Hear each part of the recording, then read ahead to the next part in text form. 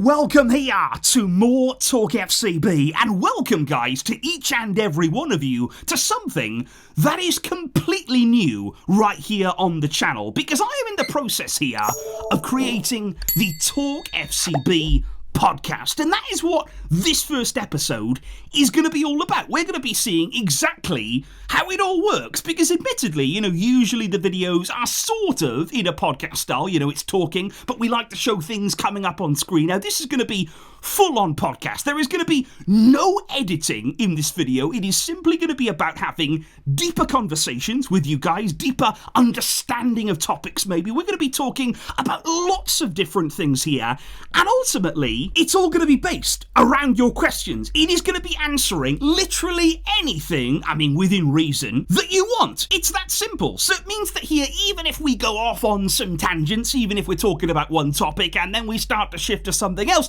we are going to be right back then with the next question, and we're going to go through it piece by piece. And maybe this will be a once a week kind of thing, maybe it'll be twice a week if there's plenty to talk about after games maybe, or maybe we'll never see it again if everybody hates it. It may or may not be for you, but we're going to find out here, guys, because coming up today, we're going to be talking about the likes of Dani Olmo Ansu Fati. We're going to be talking about potential rotation at Barca, how that could look, how we could do it. But of course, we've got to talk about Hansi Flick. We're going to be talking about the main man, his style of play, the implementation of that style of play, and we're going to have a wider discussion about the environment at Barca. That is going to be important too, guys. So I hope that you are going to enjoy it, but like I say, it may or may not be for you. If it's not, then nothing at all is changing over on the main channel, but right here, we're going to try and create the TalkFCB podcast, so get ready and let's do this. Because if we do, first of all, kick off, guys, with a question coming in here, and of course now the questions are not going to be appearing on screen. If you'd like your name read out, with the question, please do leave your name with the question. Then I will certainly look to do that. But a question coming in here, I realised something that nobody talks about. If you look back at Barca's game this season, not a single team has outplayed us for 90 minutes, they say. Even the two losses that we had against Monaco, we had 10 men for the entire game, and we didn't even play bad. And against Osasuna, we rested half of our team. So they're saying there that Barca this season, as of right now, we still have not been outplayed by anybody, on a level playing field as such there with our strongest team.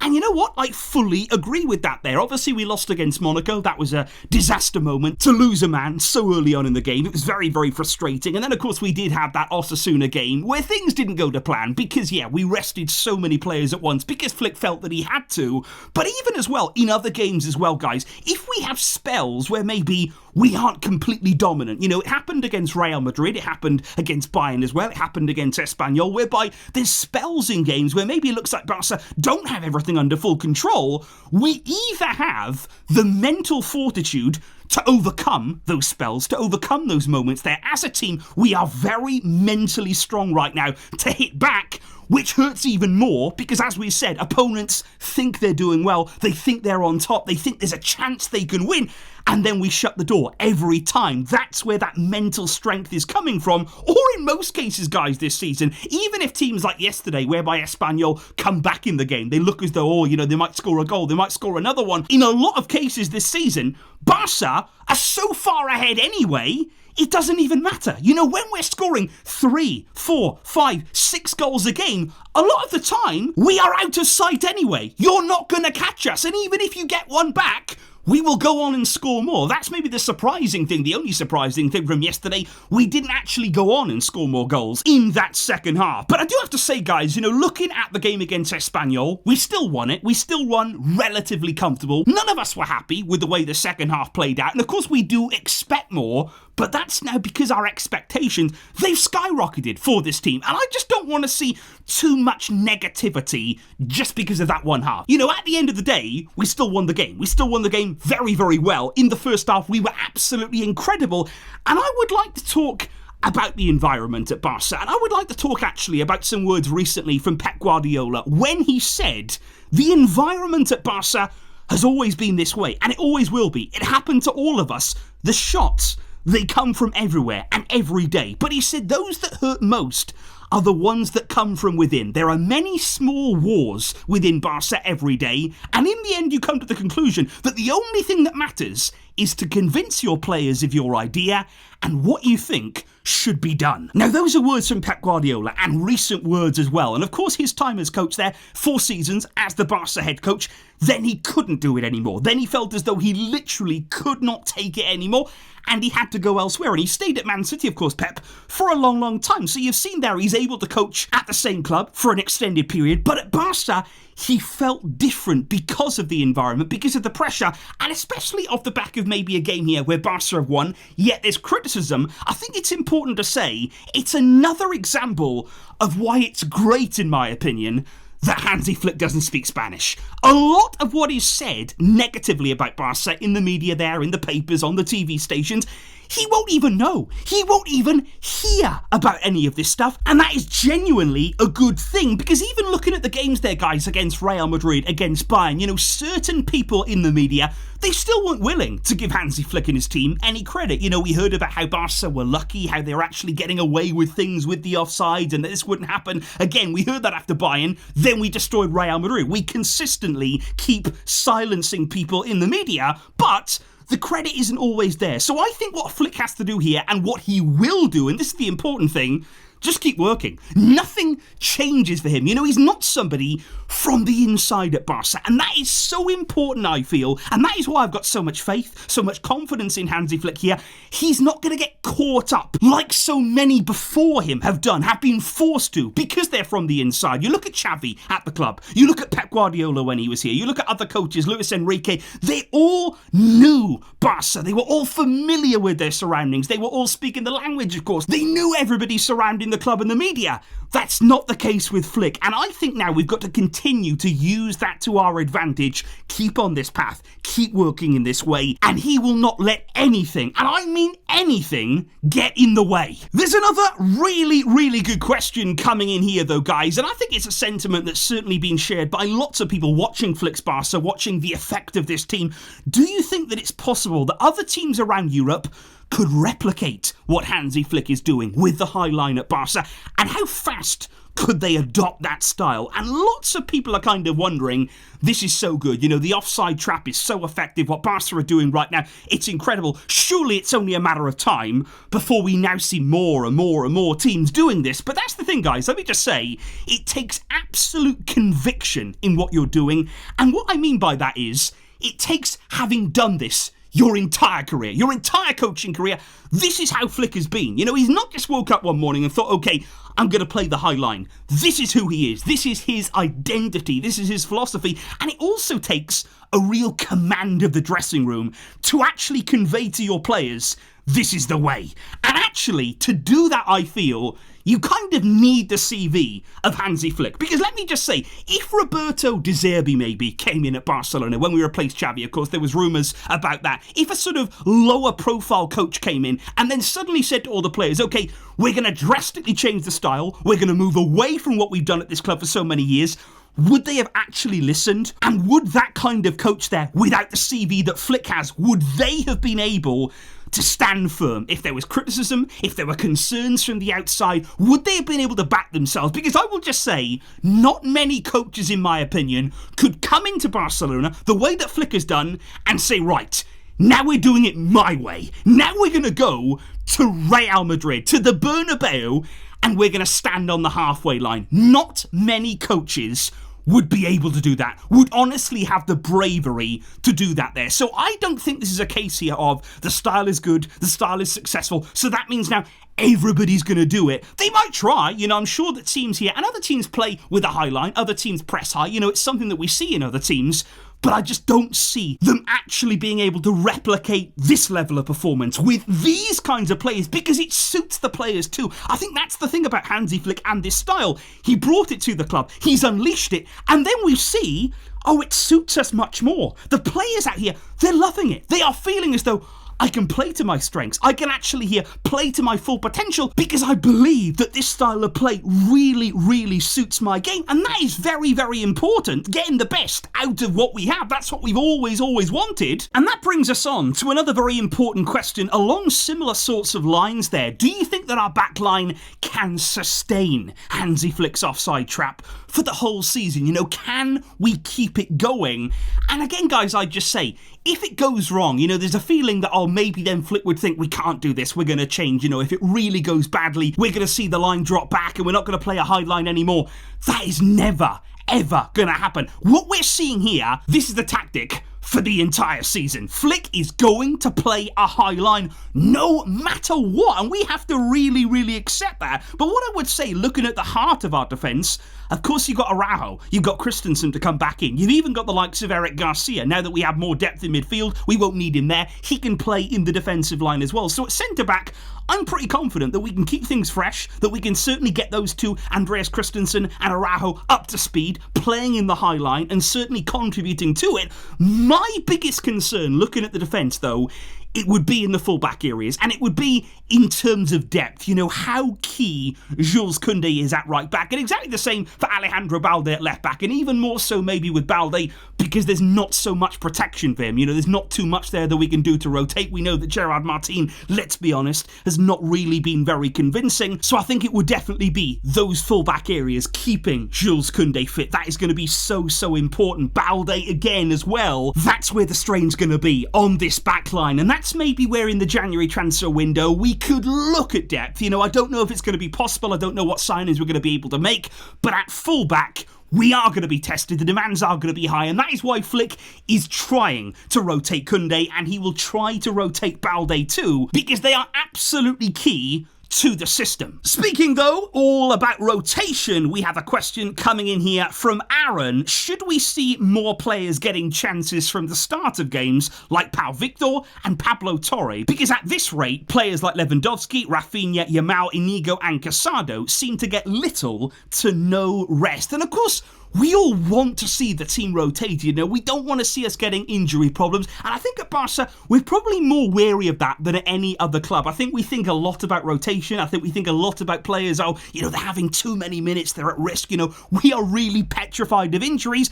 and you can understand why. We have a terrible injury record. We've had our seasons dismantled by injury problems. We do not want that to happen again. So certainly we will look to rotate. Flick knows in his mind. We saw against Osasuna at times, if we have to, even if it's at a real detriment to the team, we will. But I think certainly from the start of games, you don't want to change too much too soon, you know, too drastically. Because, yeah, that game against Osasuna, it was a disaster. Because we made all of those rotations, all of those changes in one go, especially in the defence, and we looked completely lost. And we got absolutely taken apart, let's be honest, by Osasuna on that day. So I think what we've actually seen since that game is a real emphasis on starting games well, starting games strong, actually getting ourselves nicely clear, and then now we're seeing in the second half, then we rotate. And I actually think maybe that will be Flick's main frustration from yesterday. We should have been out of sight. The game should have been comfortable, and then we should have been able to take off Yamal, Rafinha, Lewandowski nice and soon in that half. We were not able to do that because we let that intensity drop, because then we lost our focus. We weren't able to rotate as that game went on, as we usually would. So Flick, I think, is a big fan of starting strong, rotating as we go along. I think that's a good strategy. I think there it's better. Put the game beyond doubt, then think about players getting taken off. But to do that, you've got to play the full game. You've got to be there, and you've got to bring that focus for the full 90 minutes. We do, though, have another question coming in, and this is an interesting one that I'm certainly interested to know your thoughts in, guys. Not that it's a bad thing, he says. Didn't you find that Dani Olmo was just a tiny bit selfish? Or do you think that he was trying to go for the hat-trick in yesterday's game? And that is certainly an interesting point of view. And like I say, let me know your thoughts on that in the comments down below. Do you feel as though Olmo yesterday was a bit too selfish? Was he taking on too many opportunities for himself? Of course, the guy scored 2 goals. He was a massive part of us even winning that game. And when he came off, we know all about it. You know, it wasn't good for us at all. So Olmo, such a key player. I love watching him. He is such a massive threat in front of goal. But of course, guys, I do think that at times yesterday, he was taking it on solo a bit too much. You know, he was going for goal when maybe there were a lot better options aside from him. You look at Lamine Yamal, he was in some great positions in that game. And of course, Olmo, he wants to shoot. He's got the quality to score. We can all see that. But of course, if every player backed themselves and just shot every single time, well, then we'd never really get anywhere. So I think it's all about here, good balance. Olmo, of course, is going to take on opportunities. He has to. He should be shooting at goal. But at times, you've got to get your head up too. You've got to see that there are some fantastic players around you that may be in better positions than you are, like Yamal. And that is why, by the way, guys, Hansi Flick yesterday, I believe that it was in the last instance there, one of those where Yamal was screaming for the ball, you know, arms up, pass to me, I'm open, and then Olmo goes for goal, and it was saved. You know, Yamal, you could see on the field, he was not happy. On the bench, Flick was even more unhappy. He was screaming, Dani, Dani, Dani. He was really not happy. And again, that's important though. It's important here that we let our players know, okay, you are fantastic. You are doing absolutely brilliant things. But, you know, next time, there is a pass to be had there. And Olmo actually spoke a little bit on the bench there when he was taken off. Him and Flick exchanged a few words there on the touchline. And I think it was about that moment. And I have absolutely no doubt here that this won't be a problem. You know, Olmo is also a very, very good creative player. He can also pick up pass. We saw that plenty of times at the Euros playing with Spain and the players that he's playing with now, and also in his time at Barca. He's got everything in his locker. It's just about using all of that. He's got so much talent, he doesn't quite know what to do. He can shoot, he can pass, but like I say, it's important that everybody plays that role as a team player. We're all playing for the team, we're all playing together. Olmo yesterday, 2 great goals, and I have absolutely no issues with what we're going to see come from him. However though, guys, we do have to talk in today's podcast about Ansu Fati, and I have a brilliant question, and I know that other people in the community section there where the questions are asked, they thought the same about this question. How do you think Ansu feels about the fact that Yamal is embodying everything that he was supposed to be? You know, regarding their relationship, do you think they get on well? Could this be affecting Ansu's performance? Nobody ever talks about this there, and that is actually a fantastic question from Aiden, because nobody does talk about this, and I guess this is the perfect question here, guys, as to why I wanted to do this kind of podcast style, because this is maybe something that we wouldn't usually go into. You know, it's not relevant right now in the present day. We always talk about things that are happening, games that just happened, performances that just happened, Ansu's performance yesterday, but we don't actually get sometimes to the deeper meaning of things and maybe looking further into things than right now in that current moment. Because look, Ansu Fati, he's a player that I often really, really feel for. Honestly, I do get sad sometimes thinking about the way that Ansu's career has gone. And some people do say to me, look, you know, why do you give this kid so many chances? Why do you keep hoping, oh, he'll come back, he'll do something? Why do you still have faith in him? The truth is, I really want him to succeed. I want him to actually achieve not even what he could before, but just something special still, because he has had the worst time, and not just with injuries, guys. That's the thing. A lot of players have had injuries. A lot of players have had bad injuries, and they come back from them. But people sometimes forget Ansu had bad surgeries. You know, it's not just about the fact here he had a knee problem, he had a meniscus injury, he did the ACL. That is not the issue with Ansu. The issue was that he went under the knife, he went through surgery there, and they were not done properly. There were complications, which basically meant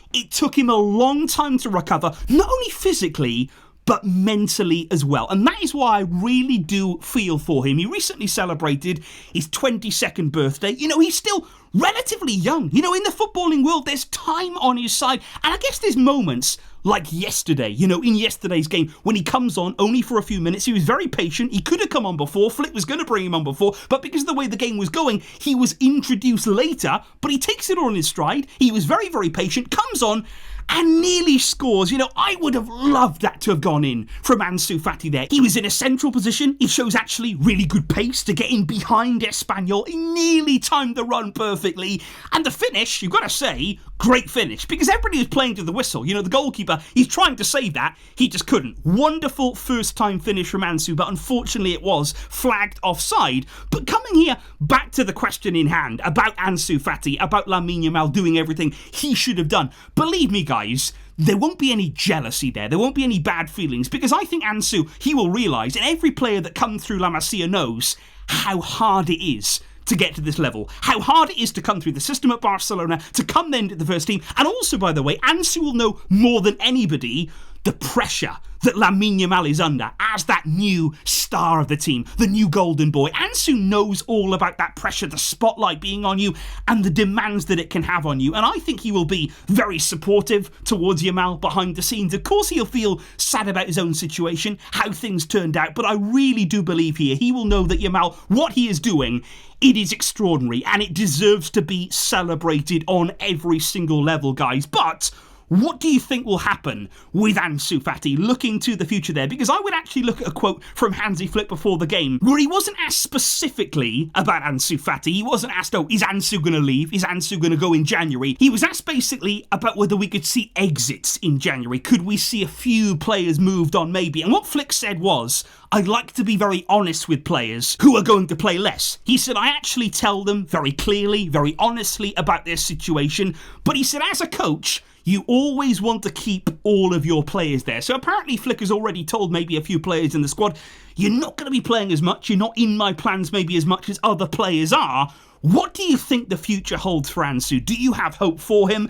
And beyond that hope, beyond what's going on maybe in the heart, what is your head saying about him right now? Do you believe there's something still in there that Hansi Flick and this Barcelona team can still get out of him? Those are the big questions here today, guys. And the other big question is, have you enjoyed this podcast format? I mean, I guess if you've got this far, you probably have. And I appreciate that, guys. If you are here listening to this very message, I really appreciate you. And I'm very, very thankful for your support. So please do drop a like if you did enjoy the video. Drop a comment as well with any feedback that you may have. We're going to be doing this lots more, I hope, providing you guys do enjoy it. That's the main thing, of course. And make sure that you are submitting there your questions on my community section and including your name if you'd like it read out, guys. So thank you indeed for joining me here with something a little bit new. I will be seeing you soon across both channels. Enjoy the rest of your day, and until next time, as always,